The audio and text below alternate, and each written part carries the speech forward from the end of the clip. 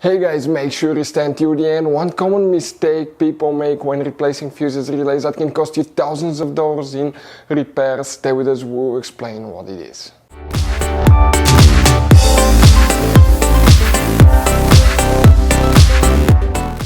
Hey guys, welcome back to Auto Repair guys. Thank you guys for watching and subscribing to the channel. Today will be super helpful video to any of you guys having a Mercedes E-Class, that generation right here from year 2010 to year 2016. This is known as generation W212. If you need to find where the rear window defroster heater fuse is located, where you can find it, where you can buy cheap parts and tools, that way do not waste money and time, why it's important to always test fuses and relays, all that guys will be covered absolutely free for your convenience.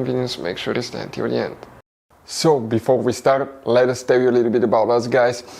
Now, if you have a Mercedes E-Class, that generation from year 2010 to year 2016-17 guys, this is the W212 guys.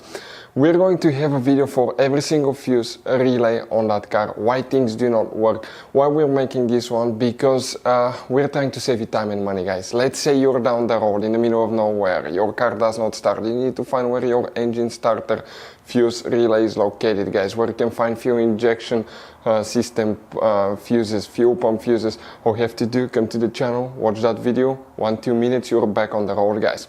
In addition, we'll share where you can buy cheap parts and tools, that way you do not waste your money and time. Every single car we get here at the garage, we try to make guys at least 200 to 300 free repair videos. We take them completely apart, we show you how to fix mechanical, electrical, engine work guys, body work, a little bit of everything. And we have more than 12,000 free repair videos on our channels that can save you thousands of dollars guys in free repair videos. Check it out if you need help with that. So let's go ahead and start on it now. So the rear window defroster fuse, where you can expect to find it, will demonstrate on that generation Mercedes E-Class here. This is the W212 generation, but this is before the facelift, this is after the facelift. It should work for both.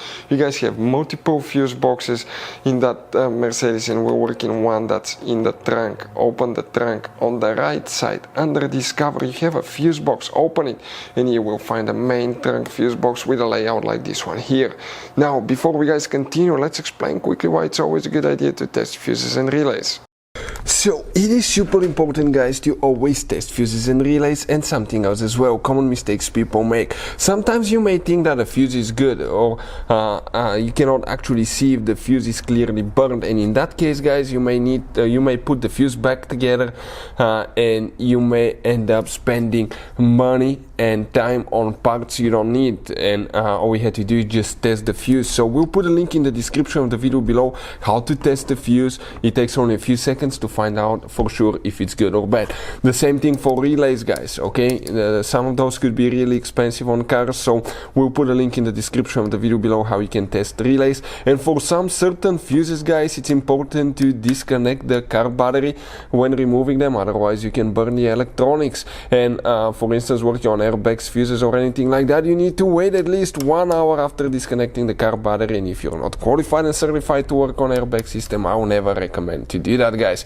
But when disconnecting the car battery guys, okay, common mistake people make, it's important to know which battery terminal you reconnect first. If you do it the wrong way, you can burn electronics modules. How we know about that? We burn before the traction control module on BMW that cost us $2,000 guys. So we'll put a link in the description of the video below which battery terminal to disconnect first. Check it out for your convenience.